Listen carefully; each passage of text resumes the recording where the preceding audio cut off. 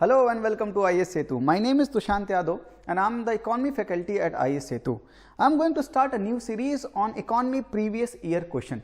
Why previous year question? You will get to know that in a while. But let's talk about UPSC Civil Services examination. As you know, there are three stages in the examination: prelims, mains and interview. When an aspirant starts to prepare for the UPSC Civil Services examination, it starts to prepare from the mains perspective. Why? Because mains is the game of facts and concept. If you have to write a very good answer, then you always have to give your concept and comprehend that concept with fact. They both are very important. अगर आपके answer में अगर facts and concept आपने अपने concept को fact के साथ comprehend किया है तो आपका आंसर बहुत ही वेल सेटिस्फैक्टरी लगेगा एग्जामिनर को. तो जब भी एक aspirant when aspirant starts to prepare for the UPSC exam, it starts to prepare from the mains perspective.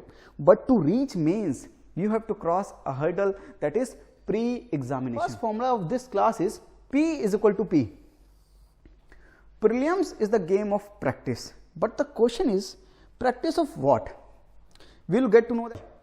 But what is interview? Interview is basically the inner view. आपके अंदर की personality कैसी है, that will be judged in the interview. So there are three stages: pre, mains and interview.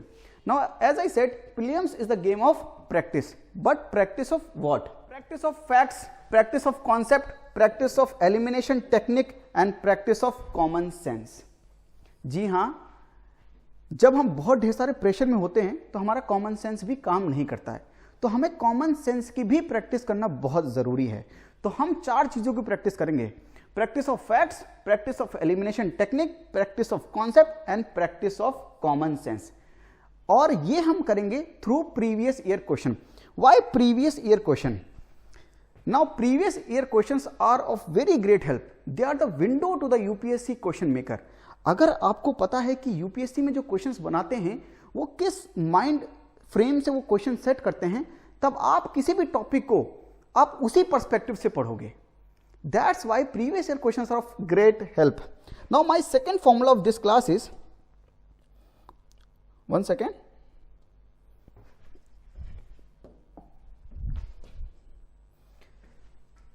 My second formula of this class is D is equal to D. Direction is equal to destination.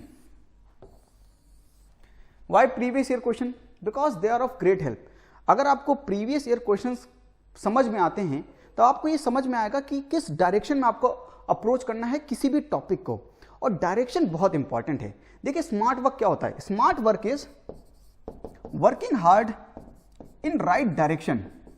And why direction is important? Let's take an example. If you want to travel from New Delhi to Manali and you start running towards Mumbai with full force, let's say speed of 400 kilometre per hour. आप tsunami की speed से भी अगर तेज दौड़ेंगे ना तो believe कीजिए आप कभी मनाली तो नहीं पहुंचेंगे, मुंबई जरूर पहुंच जाएंगे. क्योंकि आप डायरेक्शन किसकी डायरेक्शन में दौड़ रहे हैं? मुंबई की डायरेक्शन में.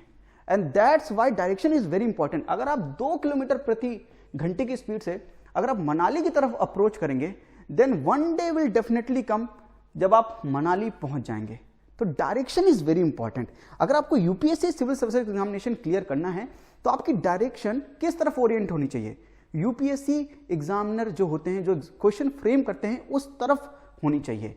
तो आपको प्रीवियस ईयर क्वेश्चन समझ में आने चाहिए वो किस फ्रेम ऑफ रेफरेंस से बनाए गए हैं, किस माइंडसेट से बनाए गए. तब आपको वही टॉपिक उसी माइंडसेट से पढ़ना होगा. इसीलिए हम प्रीवियस ईयर क्वेश्चंस की प्रैक्टिस करेंगे. तो practice of facts, elimination technique, concept and common sense through previous year question. Okay, now let's take first question, practice of concept. Read the question carefully. Now there is a term deficit financing. In India, deficit financing is used for raising resources for what? Economic development, redemption of public debt, adjusting the balance of payments, reducing the foreign debt. इनमें से कौन सा option सही है? सही गलत हम बाद में देखेंगे, पर यहां पर मैं कह रहा हूं प्रैक्टिस ऑफ कॉन्सेप्ट. अगर आपको ये टर्म समझ में आता है डेफिसिट फाइनेंसिंग, तो ये क्वेश्चन तुरंत सॉल्व हो जाएगा. What is deficit financing? Let's break the term and इसमें देखते हैं कि ये डेफिसिट फाइनेंसिंग है क्या.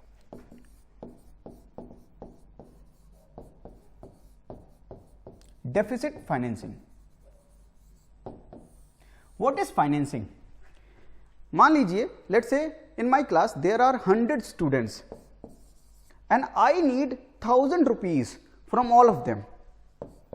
आई am in need of 1000 rupees and I asked my students to just contribute me 10 rupees. So I'll get 1000 rupees from them collectively. Now what they are doing? They are just financing me. So in monetary terms they are financing me. तो financing means कि आपने पैसे किसी को दे दिए, है ना? तो आपने ये जो 1000 रुपए मुझे चाहिए थे, तो सभी स्टूडेंट्स ने मिलके मुझे फाइनेंस किया। फाइनेंसिंग क्लियर है? And what is deficit? Deficit means घाटा। ये घाटा क्या होता है, डेफिसिट क्या होता है? मान लीजिए ये आपकी पॉकेट है और आपके पास कहीं से रेवेन्यू आ रहा है। रेवेन्यू मींस अर्निंग, आपके पास कुछ सोर्स है जहां से पैसे आ रहे हैं और आप कुछ एक्सपेंडिचर कर रहे हैं।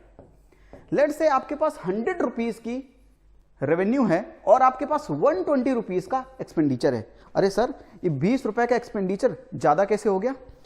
आपने ये 20 रुपए अपने फ्रेंड से बोरो कर लिए, तभी आपने 120 रुपए का एक्सपेंडिचर किया। तो आपके पास 100 रुपए आए और आपने 120 रुपए का एक्सपेंडिचर किया, तो आपको क्या हो गया? घाटा हो गया। विच मीन्स आप डेफिसिट में है सर। डेफिसिट मतलब कि आप घाटे में हैं। समझ आई बात? ये नहीं है। और ये घाटे को आपने पूरा कैसे किया?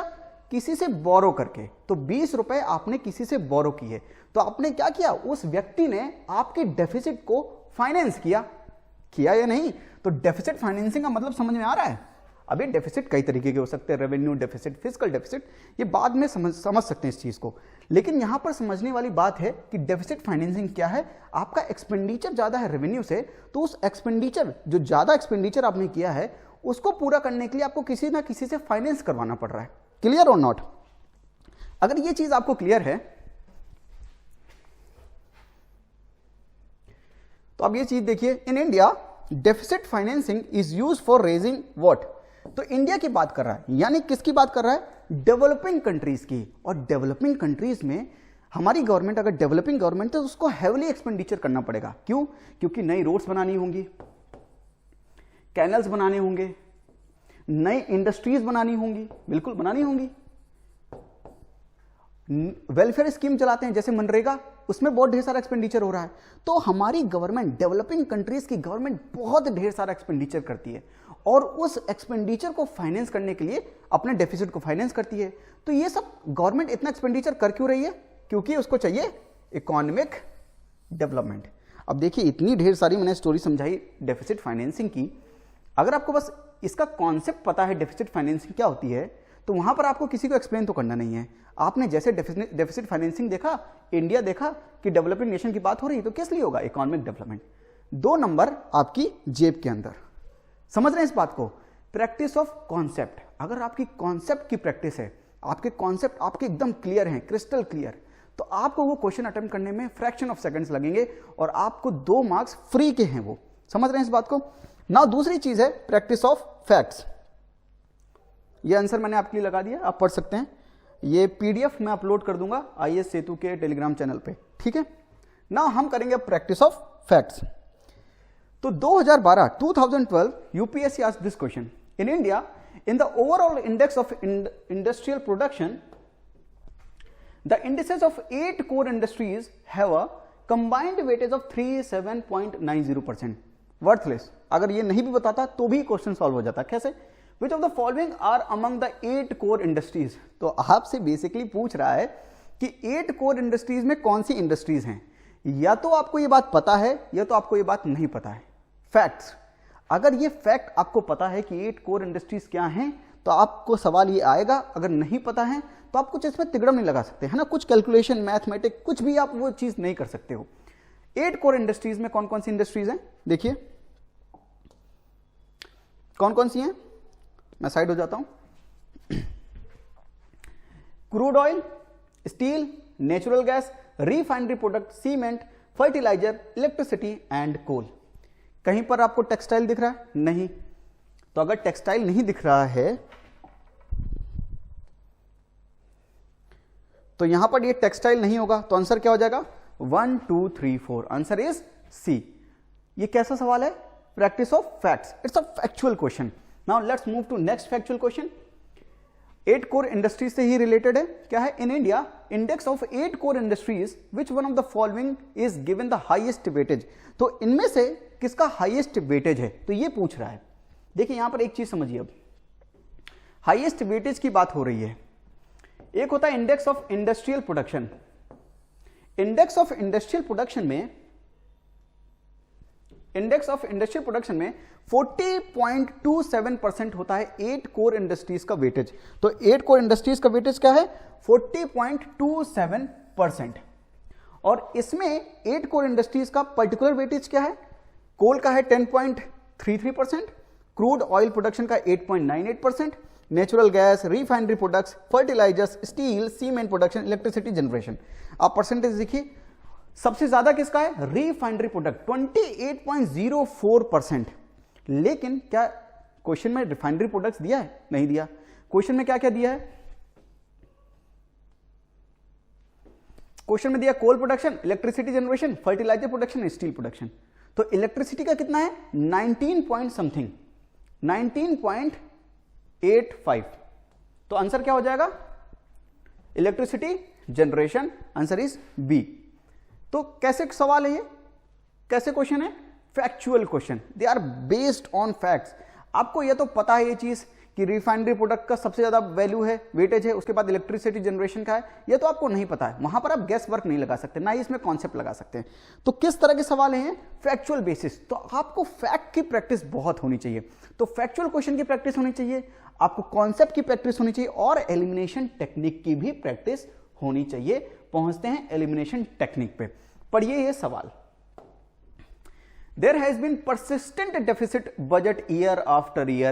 Which of the following actions can be taken by the government to reduce the deficit? अब क्या एक्शन लेने चाहिए गवर्नमेंट को ताकि वो अपने घाटे को कम कर सके? और घाटा आपको पता है कि आपका एक्सपेंडिचर ज्यादा है रेवेन्यू से, यानी 120 रुपए का एक्सपेंडिचर कर रहे हैं, आपकी इनकम 100 रुपए है। तो अगर घाटे को कम करना है तो एक्सपेंडिचर को कम करना होगा भाई। करेक्ट और no? Reducing the revenue expenditure, तो किसी तरह के एक्सपेंडिचर को कम कर रहे हैं, तो ये ऑप्शन हो सकता है, नहीं हो सकता, ठीक है देखेंगे। आप सेकंड ऑप्शन पढ़िए, इंट्रोड्यूसिंग न्यू वेलफेयर स्कीम। अगर कोई नई वेलफेयर स्कीम जैसे मनरेगा, अगर ऐसी कोई स्कीम लाएंगे तो गवर्नमेंट को, वेलफेयर स्कीम है तो उसमें पैसे खर्च करने पड़ेंगे, यानी एक्सपेंडिचर गवर्नमेंट का बढ़ेगा और रेवेन्यू कम है, तो उसकी वजह से क्या होगा? डेफिसिट बढ़ेगा या घटेगा? बढ़ेगा। तो कम से कम इंट्रोड्यूसिंग न्यू वेलफेयर स्कीम्स, ये तो नहीं होनी चाहिए। तो सेकंड ऑप्शन नहीं होनी चाहिए। तो ये एलिमिनेट हो गया और ये एलिमिनेट हो गया। बचा क्या? ए एंड सी। 1 तो हो गई, 3 चेक करना है। 3 क्या है? Rationalising subsidies. अगर आपने सब्सिडीज को रैशनलाइज कर दिया, अब मान लीजिए किसी व्यक्ति को सब्सिडी मिलती है लेकिन डुप्लीकेशन हो रहा है, यानी उसी व्यक्ति को वही सब्सिडी 2 बार मिल रही है, तो अगर हम अपनी सब्सिडीज को रैशनलाइज कर दें तो जाहिर सी बात है गवर्नमेंट का एक्सपेंडिचर कम होगा। गवर्नमेंट का एक्सपेंडिचर कम होगा तो डेफिसिट भी कम होगा। तो आंसर क्या हो जाएगा? 1 और 3। तो आपने एलिमिनेशन टेक्निक से 2 ऑप्शन एलिमिनेट कर दिए, क्योंकि आपको पता था कि नई वेलफेयर स्कीम लॉन्च करेंगे तो काम नहीं बनेगा, एक्सपेंडिचर बढ़ जाएगा और डेफिसिट बढ़ जाएगा। अब पहला ऑप्शन क्या है? Reducing revenue expenditure. आप एक्सपेंडिचर क्या कर रहे हैं? रिड्यूस कर रहे हैं, तो जाहिर सी बात है आप डेफिसिट को रिड्यूस कर रहे हैं। एक्सपेंडिंग इंडस्ट्रीज, आप इंडस्ट्रीज बना रहे हैं तो आप एक्सपेंडिचर कम करेंगे, ज्यादा एक्सपेंडिचर ज्यादा करेंगे, तो 4 भी नहीं होगा। समझ आई बात या नहीं आई? ये चीज समझ आई या नहीं? तो प्रैक्टिस ऑफ एलिमिनेशन टेक्निक। देखिए क्वेश्चन पेपर में या यूपीएससी एग्जाम या किसी भी एग्जाम में ऐसा तो नहीं हो सकता कि आपको सब चीज आती हो, है ना। महाज्ञानी तो आप नहीं हो सकते हैं, मैं भी नहीं हो सकता, कोई भी नहीं हो सकता, सब चीज वहां पर नहीं आती है। लेकिन हमको क्या आता है? अपने ब्रेन का एप्लीकेशन करना जरूर आता है। अगर हमको एक ऑप्शन भी आता है तो उस ऑप्शन को पढ़िए और ट्राई कीजिए कि उस क्वेश्चन को आप बना ले जाएं, है ना। ऐसे क्वेश्चन 3 स्टेटमेंट 4 स्टेटमेंट देख के आप छोड़ मत दीजिए कि मुझको बिल्कुल भी नहीं आता है। अटेम्प्ट कीजिए, हो सकता है एक ऑप्शन से वो एलिमिनेशन टेक्निक लग रही हो और वो क्वेश्चन सॉल्व हो रहा हो। समझ रहे हैं या नहीं बात आप? तो practice of elimination technique is very important. Now आखिरी पहुंचते हैं, प्रैक्टिस ऑफ कॉमन सेंस। पढ़िए सवाल को। The reserve bank of India regulates the commercial bank in the matters of. भाई आरबीआई क्या है? सभी बैंकों के लिए एक फादर फिगर हैं, लाइक महात्मा गांधी। तो सभी बैंकों के पापा हैं आरबीआई, है ना। तो आरबीआई रेगुलेट करता है। What is regulator? फैन का रेगुलेटर जानते हैं, जो स्पीड को कंट्रोल करता है। ऐसी आरबीआई है, पूरे बैंकिंग सेक्टर को रेगुलेट करता है। सेबी क्या करता है? पूरे कैपिटल मार्केट को रेगुलेट करता है। तो आरबीआई क्या करता है? पूरे कमर्शियल बैंक, जितनी भी बैंकिंग सेक्टर में जितनी भी चीजें हैं, सबको रेगुलेट करने का काम करता है। ऑप्शन क्या है? Liquidity of asset, branch expansion, merger of bank, winding up of bank. Liquidity of asset, आपको पता है एसएलआर क्या होता है, सीआरआर क्या होता है। तो लिक्विडिटी को एडजस्ट करने का काम किसका है? आरबीआई का। कैसे करता है? सीआरआर बढ़ा देता है, एसएलआर बढ़ा देता है, तो लिक्विडिटी को एडजस्ट करता है। रेपो रेट होता है, रिवर्स रेपो रेट होता है, ओपन मार्केट ऑपरेशन होते हैं। मे भी आपको टर्म्स अभी ना आते हो, लेकिन ये तो बात पता है कि लिक्विडिटी ऑफ एसेट अगर कोई रेगुलेट कर सकता है तो वो है आरबीआई। दूसरा, ब्रांच का एक्सपेंशन। अगर आपको रूरल एरियाज में बैंक बनाने हैं या बैंक का एक्सपेंशन, ब्रांच का एक्सपेंशन करना है, तो आरबीआई की परमिशन तो लेनी होगी।